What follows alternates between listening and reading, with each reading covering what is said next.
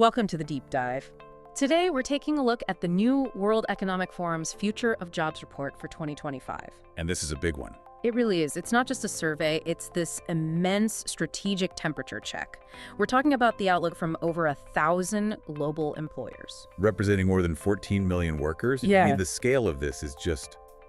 It gives us a genuine global consensus on what's coming next. Okay, so let's start with the big headline number, the one that frames this entire conversation. Right. It's the expected structural labor market churn.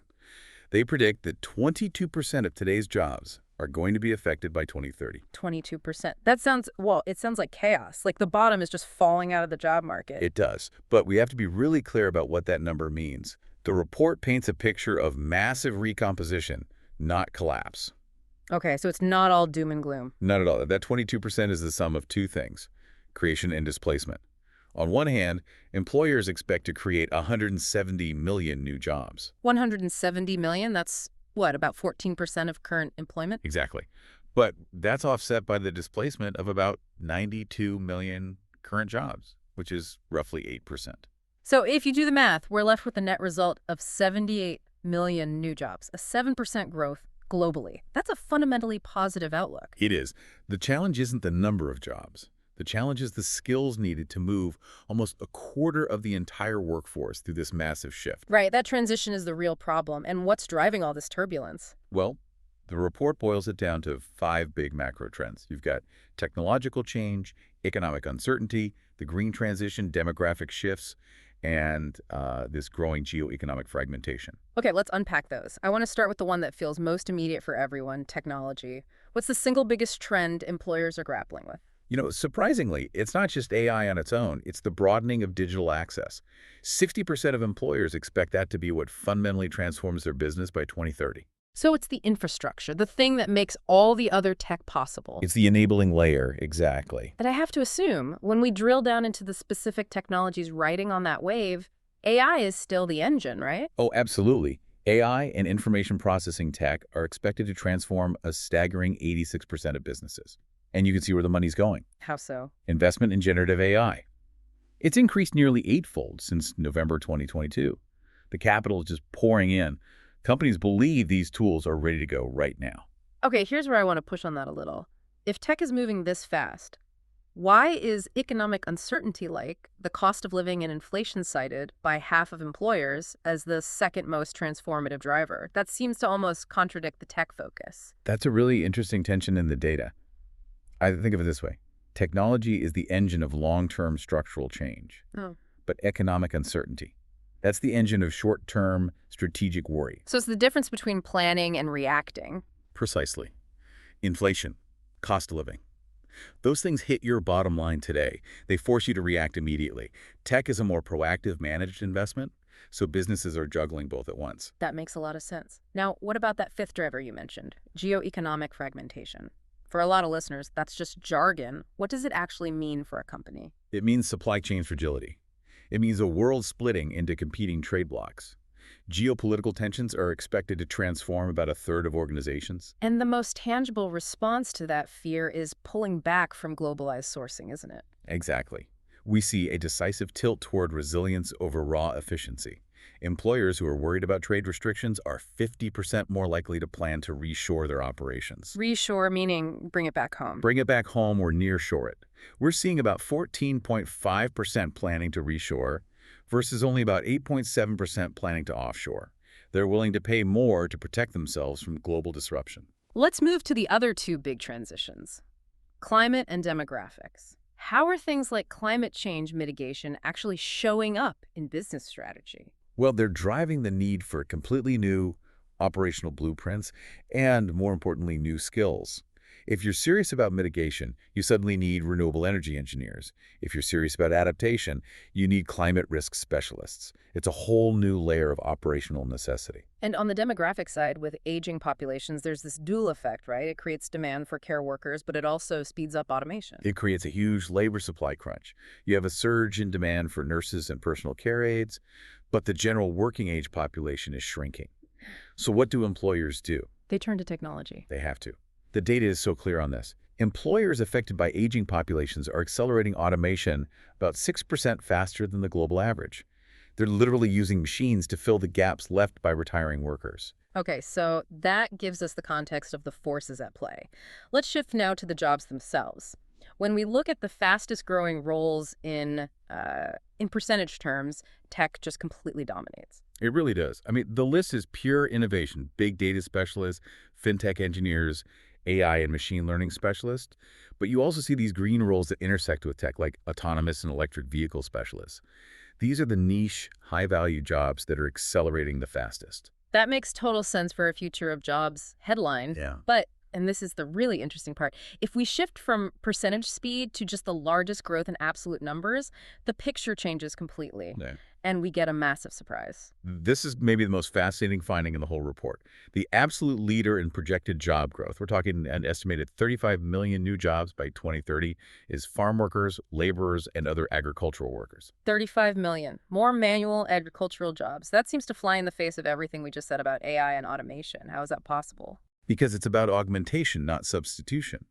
The growth is fueled by that broadening digital access and the green transition. So think precision agriculture. Exactly. Using digital tools to optimize planting and harvesting still needs human labor. But that labor is now exponentially more efficient. These jobs are growing because global populations are growing, and digital tools are making existing workers drastically more productive.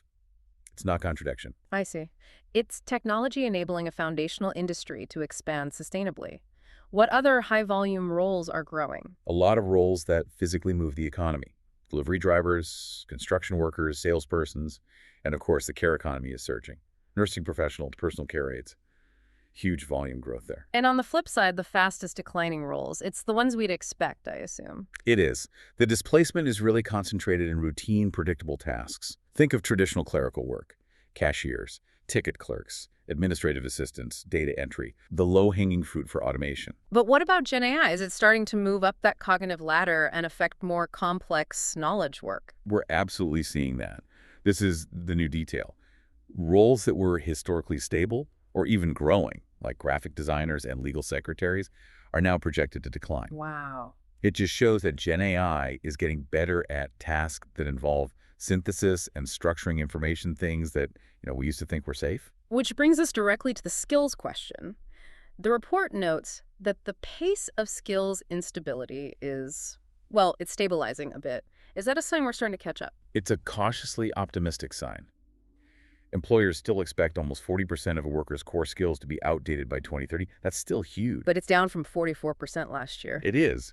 And that stabilization correlates directly with a jump in training.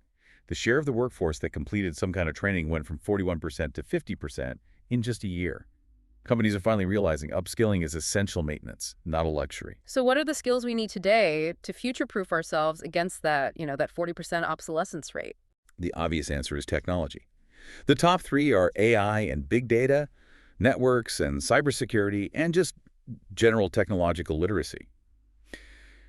But, and I can't stress this enough, those have to be complemented by uniquely human skills. Like what, exactly? Creative thinking, resilience, flexibility, agility, and maybe most important of all, curiosity and lifelong learning. These are the skills that help you navigate constant change. They're the non-negotiable frontier of human value. Let's tackle the big fear head on then. AI substitution. Is it going to take all our jobs? The report's data on this is incredibly definitive. It really is. They analyzed over 2,800 granular skills, and they found that 0 skills had a very high capacity for substitution by current Gen AI tools. 0. 0. Okay, that's profound. But if the substitution rate is 0 at that level, why are we seeing displacement in clerical roles? Where's the threat? The threat is substitution of tasks, not whole roles. Gen AI automates parts of a job. So the remaining human tasks just become more important. For instance, almost 70% of skills showed very low substitution capacity, especially things requiring nuanced judgment like empathy or active listening. So a legal secretary's job doesn't disappear because AI can draft a memo. Exactly. It changes. The secretary now has to focus on complex client relations and strategic judgment, the things AI can't touch. So it's a shift from job elimination to augmentation, but that only works if we address the skills gap, which is still the #1 barrier for businesses. That's the crux of it. 63% of employers say skills gaps are their biggest impediment. To put it in perspective, if you imagine the world's workforce is 100 people, Okay. 59 of them would need training by 2030, 29 would need upskilling in their current role, 19 would need a full reskill. And what about the rest? That doesn't add up to 59. And that's the most alarming part. The projection suggests that 11 of those 100 people are unlikely to get the training they need. That's a potential 11% of the workforce at risk of being structurally excluded from the future economy. That is a critical policy challenge. So how are employers actually responding to this? What are their strategies? Their top priority is pretty straightforward: upskilling their own workforce. 85% plan to adopt that. And on the tech front, while 73% are accelerating automation, a majority, 63%, are focused on using tech to augment their existing people. Making the human better, not just cheaper. That's the idea. When it comes to attracting new talent, there was a fascinating insight. The number one strategy wasn't salary, it was supporting employee health and well-being. Why is that? I think it says a lot about the post-pandemic landscape.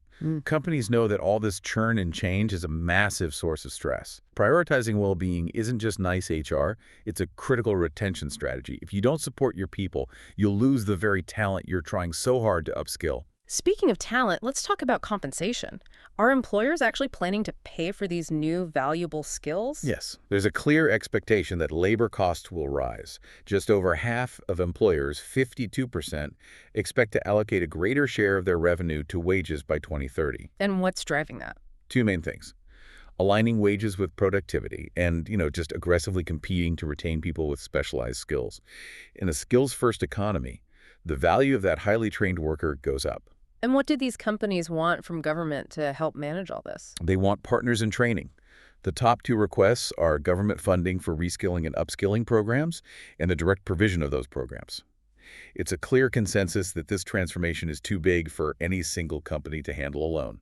So, to summarize this whole deep dive, the future of jobs is actually net positive. We're looking at 78 million net new jobs by 2030, driven by tech and the green transition. But, and it's a big but, realizing that positive future depends entirely on managing a massive 22% structural churn, which demands huge, immediate investment in new skills.